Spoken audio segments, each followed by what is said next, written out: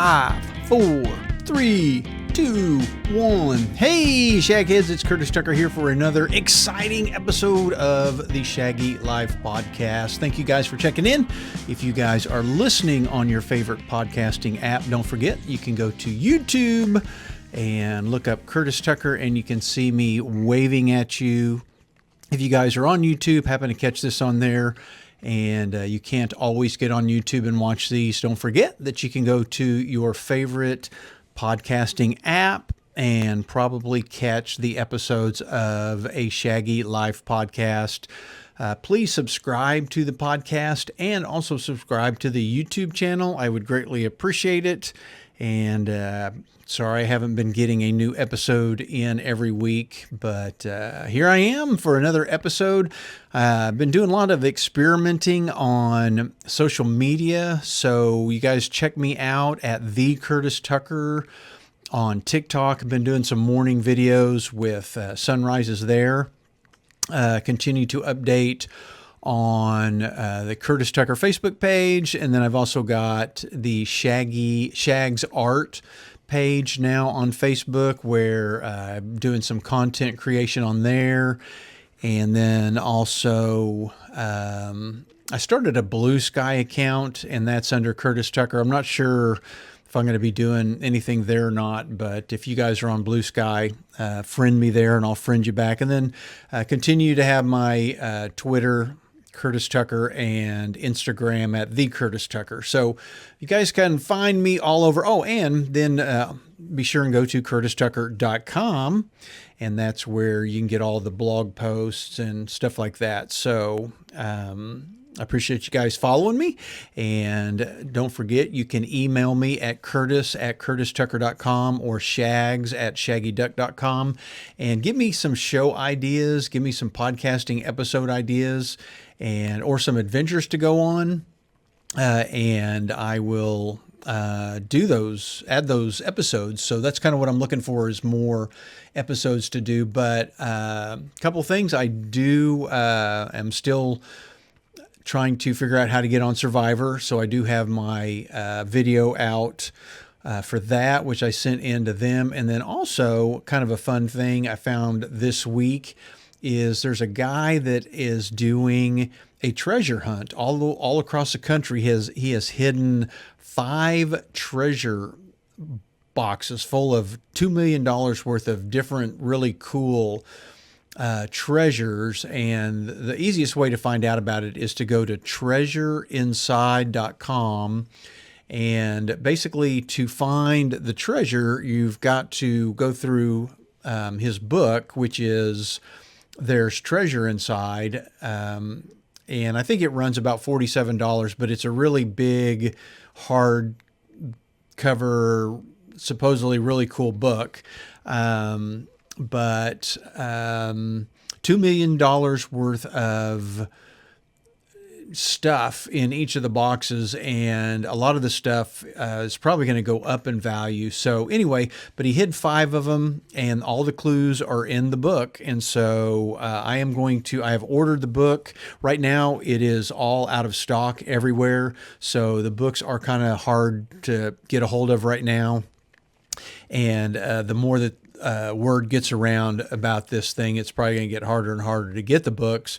But as soon as I get the book, I'm going to try to figure out if I'm going to maybe podcast about it here or blog about it or do something. But I'm going to try to keep track of if anybody's found any of the boxes and all that. And then if I do some treasure hunting on it or have some clues, I'll let you guys know too. But so you guys let me know if there's anybody out there that has heard about this treasure hunt and you've already started, or you're in like a group or a forum or something and you're looking for other people to join, let me know and I will join and be a part of your group as well. So again, go to treasureinside.com. Check it out. It's a pretty cool deal. And the treasures that he's put in all of the boxes are really cool. And it's a mixture of a lot of stuff. And he did that to just try to get more people interested and out trying to find these treasure boxes. And so he's done lots of interviews. He's been on Good Morning America. So you can find his videos and things and tips and stuff like that. And so let me know if you guys are going to be looking for the treasure as well. I will be. So I will try to keep you guys updated on all that. And so now to get into tonight's episode, and it's really just about some things that have happened recently, which are all kind of time coincidence related. You guys know I've done an episode on synchronicity and winks from the universe. And these are more, one of them's a little bit kind of a manifestation. The other one is just what are the odds? What are the coincidence? And then the last one is just bad timing. And so just kind of talk about those, a few things that have happened to me in the past couple of weeks. And just wonder if you guys experience the same things, and if maybe I experience them more because I blog and podcast about them. So I'm always on the lookout for them. But that's another thing. You guys let me know. Do you guys have a lot of coincidences that happen to you and things like that? So the first thing I'm going to talk about is, it's kind of like the good, the weird, and the bad. But we'll start off with the good. And it's more, like I said, it's more of a manifestation that I did. And, you know, the question is did it happen because I manifested it, or was it just good timing? And so, so I've been, hitting the trail every morning, and I've been trying to get in a few more steps than normal. I'm trying to get in 16,000 steps every morning. Oh, and I've started doing TikTok videos in the morning as well. So that's taking up a little bit of my time. And so I'm not, I'm not manifesting, and what's the other word I'm trying to think of? Where you're just out there kind of thinking, the word has just left my mind. But anyway, it's more like I'm out there trying to get my steps in, doing my video and all that. And so I haven't been paying as much attention to meditating. So I haven't been meditating and manifesting out there as much as I had been.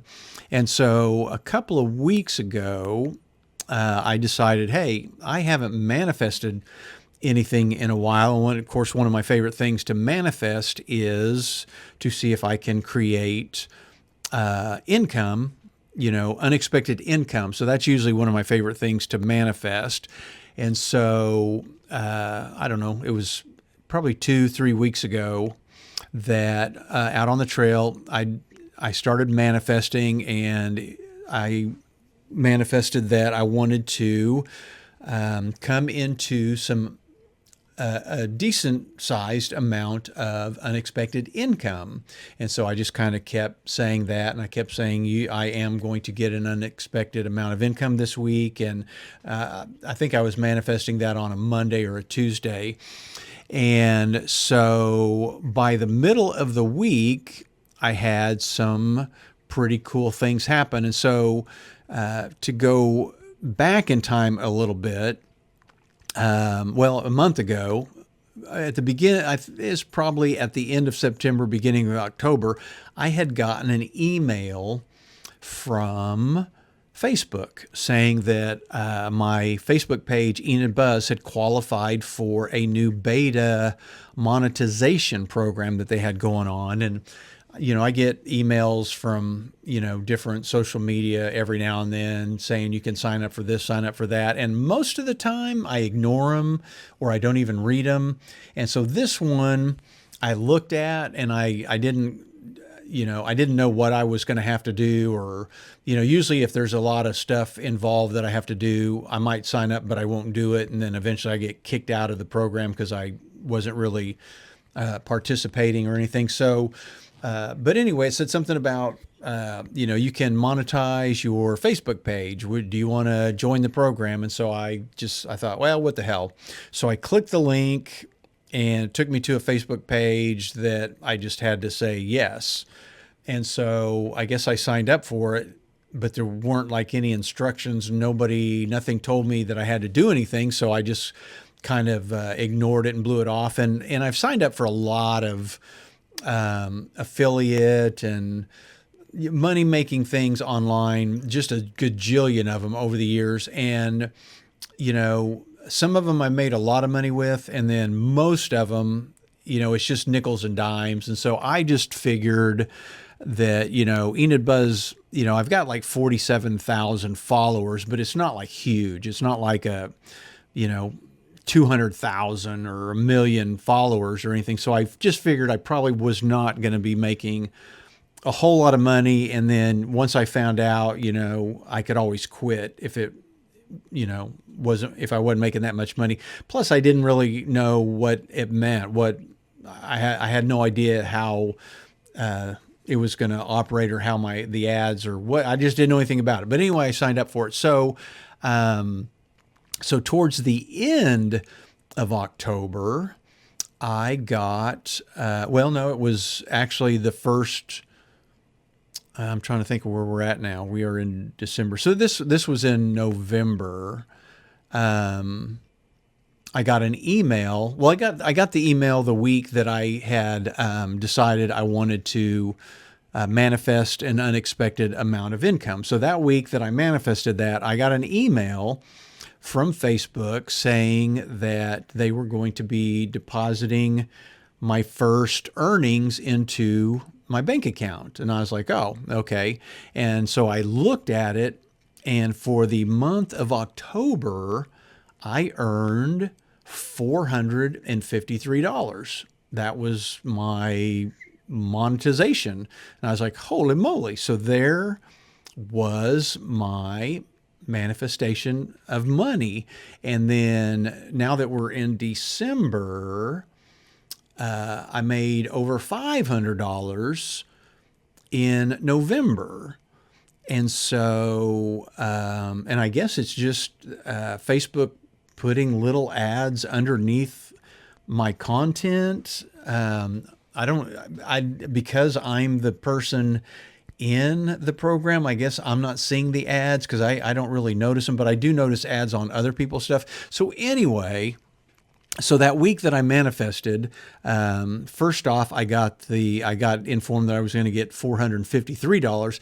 And then I got an email from a lady that same week saying that a company that owed me some money had decided that they were going to pay me. So one company that I had been advertising for had gotten behind on some of their invoices because they were having financial trouble.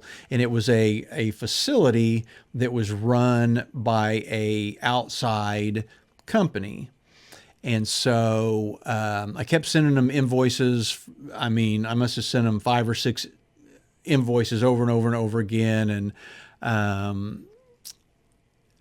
I finally gave up in June. I was finally like, I'm probably never going to see this money. It was $2,600. So that was what the total was. And so I come to find out the company that was running, the other company, the one that was the operational company, they were not doing well. And so they, I guess, kind of like quit and were replaced by a new company to run the facility.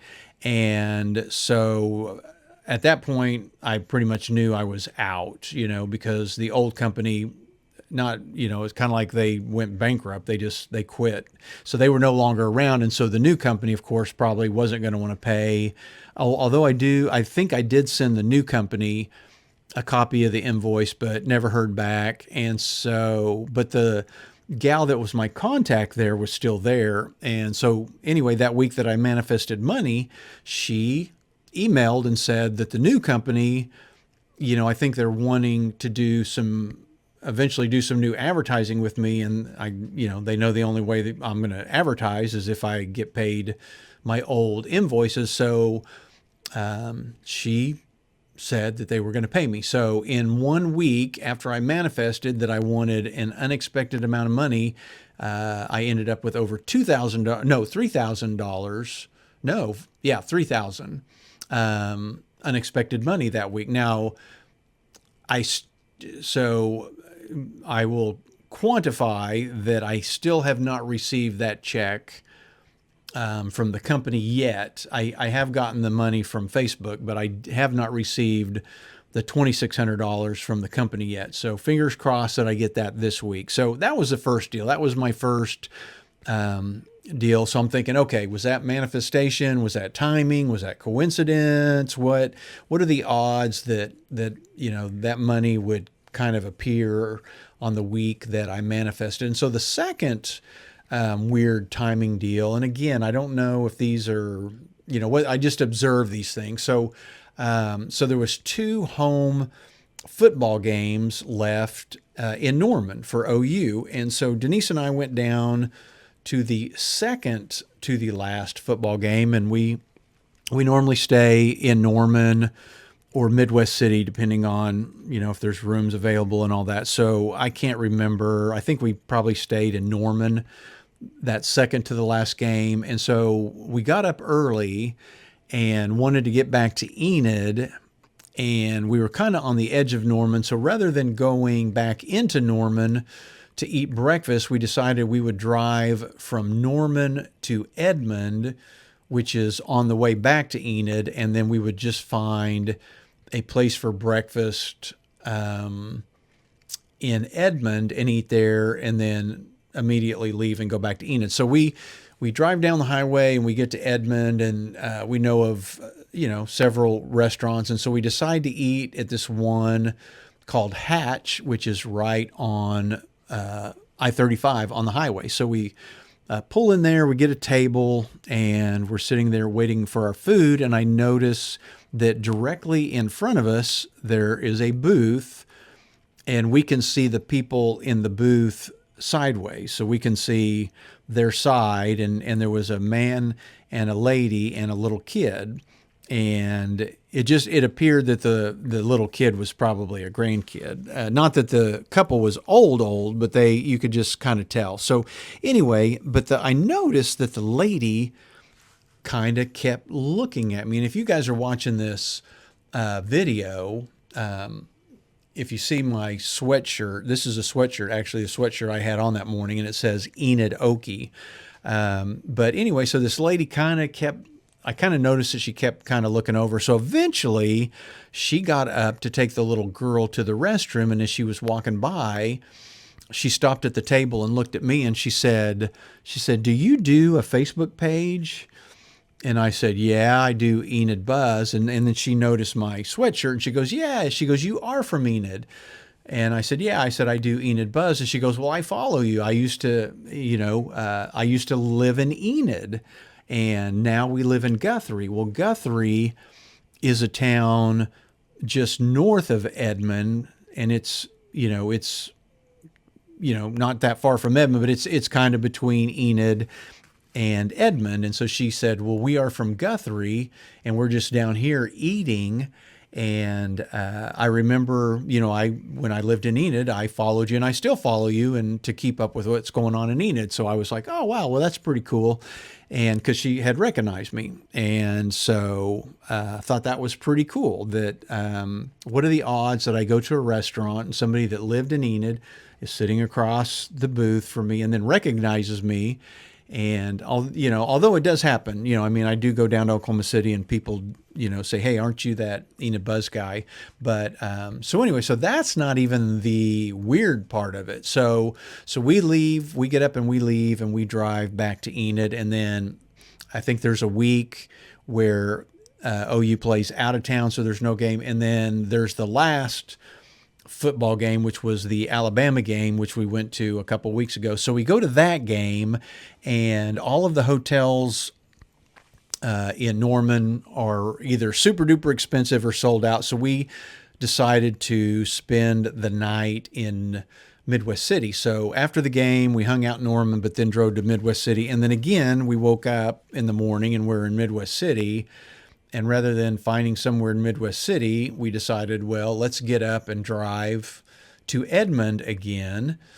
and we'll stop on the way to Edmond and then go to Enid. And then this time, our daughter Piper was with us. And so before we got ready to leave, my wife said, well, where do you guys want to eat?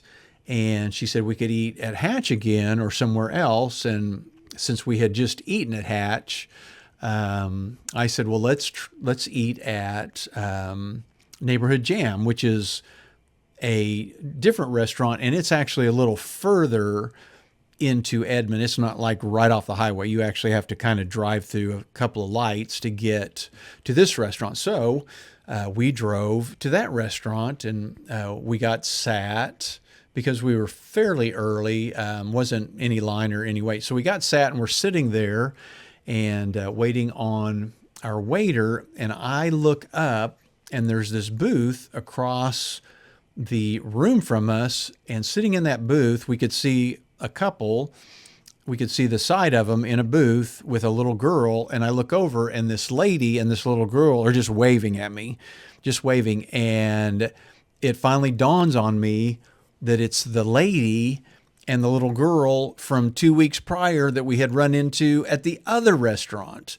So anyway, that is, so how odd is that? I mean, and they don't live in Edmond. We don't live in Edmond. They live in Guthrie. We live in Enid, and we ran into each other 2 weeks apart at different restaurants. It's just, I don't know. So anyway, I don't know what the synchronicity would be on that, what the significance would be. It's just very peculiar, odd timing and all that. So anyway, that is the kind of the second weird deal. And then the last deal is just bad timing. I don't think there's any synchronicity or any of that. But so immediately after we ate at the restaurant in Edmond, where I saw the lady for the second time, we left and we were driving up I-35, and I-35 is 75 degrees. And of course,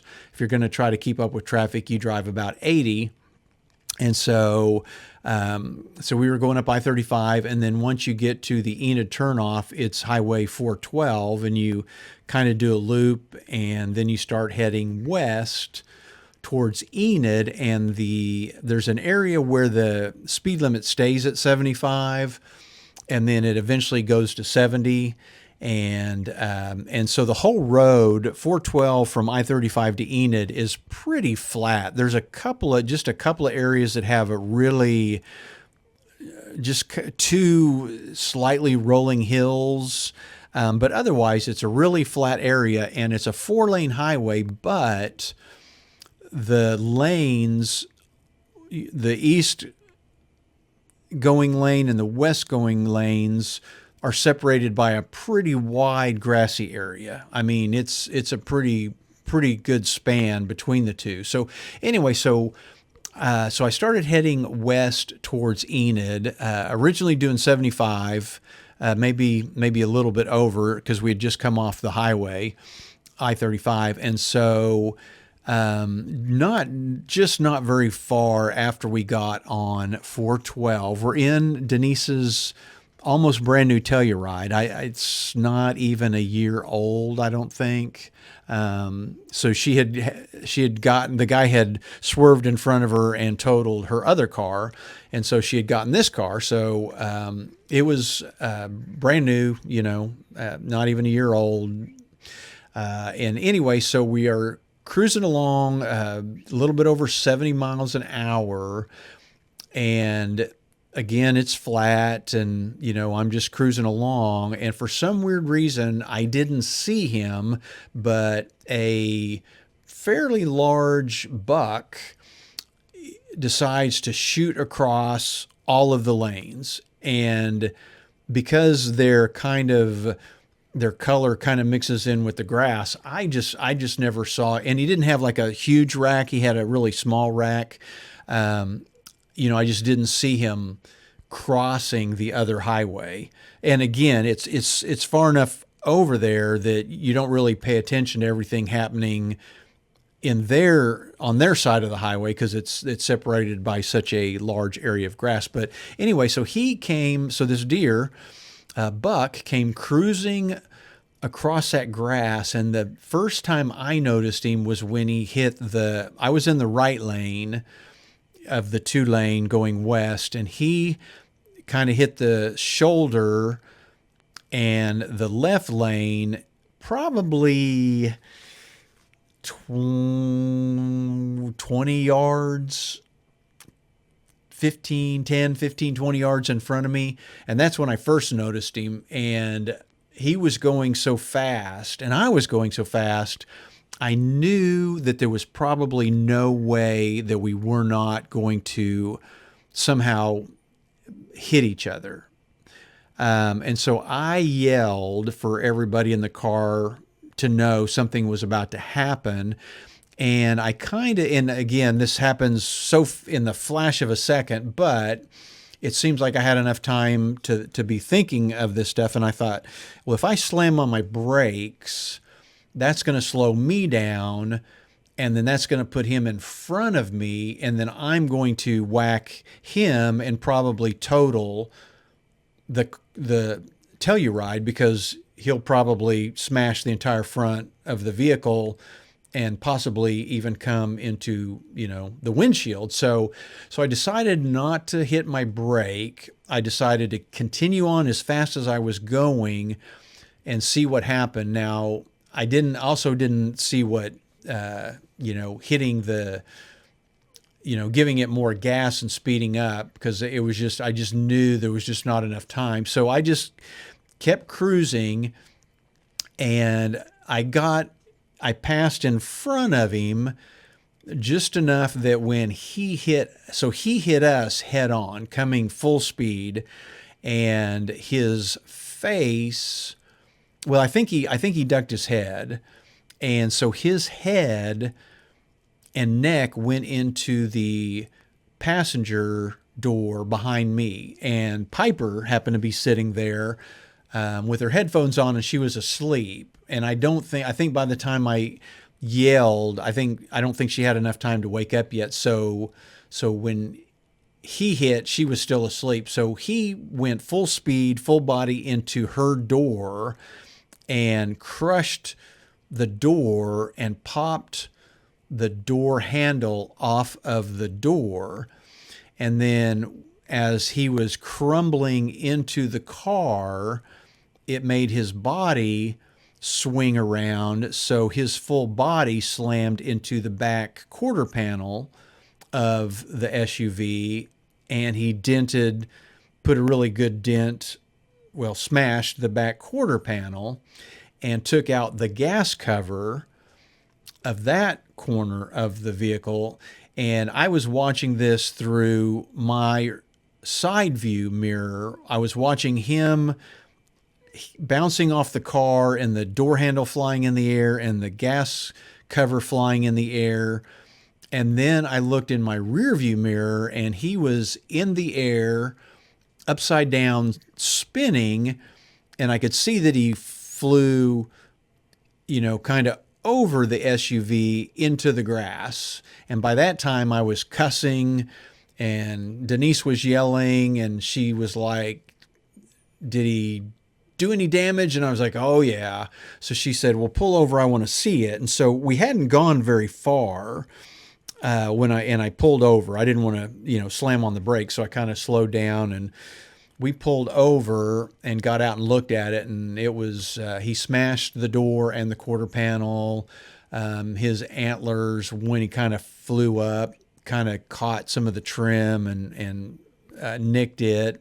And so we decided to go back up and check on him and see what the deal was. So we got in the SUV and drove back, and it was probably about 40, 50 yards.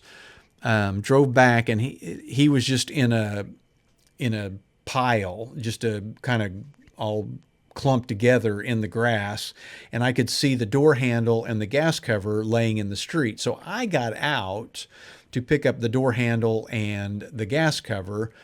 and I decided to go over and look at him and see, how bad off he was. Well, when I went over close to him, he raised his head and was just kind of looking at us. And I was like, you could just tell there was no blood coming out his nose. And he just, from that point of view, he looked okay. And so I thought, well, he's probably, got some major injuries and he's just laying there. So I was going to go over and, kind of give him some comfort and see. And as I got a little closer to him, he just kind of hopped up and stood up. And I think he was still in shock, but he walked a few feet away from me just so he didn't take off running, but he just kind of walked away. So his legs were fine. He didn't have any broken legs or anything like that. And so he just kind of stood there and stared at us. And I stood there, stared at him, and I'm almost sure he was fine. We both kind of stood there long enough that neither one of us, were doing anything. So I decided to get back in the SUV and we drove off and left him standing there. So anyway, that was kind of one of those deals of, now I know there's lots of people that hit deer and get hit by deer, but what are the odds that you're cruising down the highway in the middle? This was actually, by that time, it was probably 10:30 in the morning, maybe 11. It was full daylight in the morning. What are the odds that you're driving at over 70 miles an hour on this highway and a deer just runs right into the side of you? Doesn't come running out of the bushes or the forest. He was running across the highway and just ran smack dab into the side of it. So anyway, those are my 3 weird examples of good timing, bad timing, odd timing, coincidences, synchronicities, whatever you want to call it. I don't know. I just thought that was kind of interesting things that have been happening to me. So, here we are in December. I do have a blog post on curtistucker.com. I think it's called Winks from the Universe. And the point of that blog post was to continue to write down every time synchronicities or things happened. And I think after April, I kind of got busy with other things and didn't. There's a pretty big gap in there. And so I'll probably try to add anything that happens the rest of this month. But anyway, it's basically a full year because I thought, this stuff happens to me a lot. And then I forget about the things that have happened. And then, so I thought, well, what if I document all of the synchronicities and manifestations and odd timing and coincidences that happened to me throughout the year. And then that way I can look back at the end of the year and say, oh, wow, what are the odds of that happening? So anyway, so that is the blog post for 2024. I will get all of these events added to it. And then if anything else happens between now and the end of the year, I will add them onto there. And then probably go ahead and start a new 2025 edition just to maybe chronicle it for a couple of years and see if I'm the outlier or if I just notice it more or I don't know. So you guys let me know. Do you guys have a lot of odd coincidences, synchronicities that happen to you? Does anybody out there manifest like I do? Do you guys ask for signs or, manifest things? Let me know. I'd love to hear. Again, hit me up at shags@shaggyduck.com or curtis@curtistucker.com. Send me an email.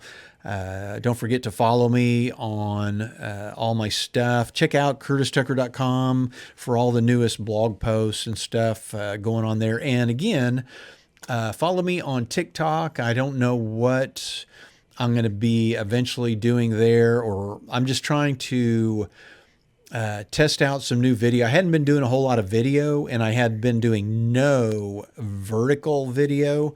And so I thought, you know what? So I wasn't doing TikTok. I hadn't been on TikTok for probably 2 years. I wasn't doing any stories on Facebook, and I wasn't doing any reels on Facebook or Instagram. And I wasn't filming. I never videoed vertical. Everything I always video has been horizontal. And so I thought, you know what? I'm going to throw caution to the wind, and I'm going to get into this vertical video, try to figure out TikTok. And the algorithm over on TikTok is a monster. It's as bad as the old Google algorithm.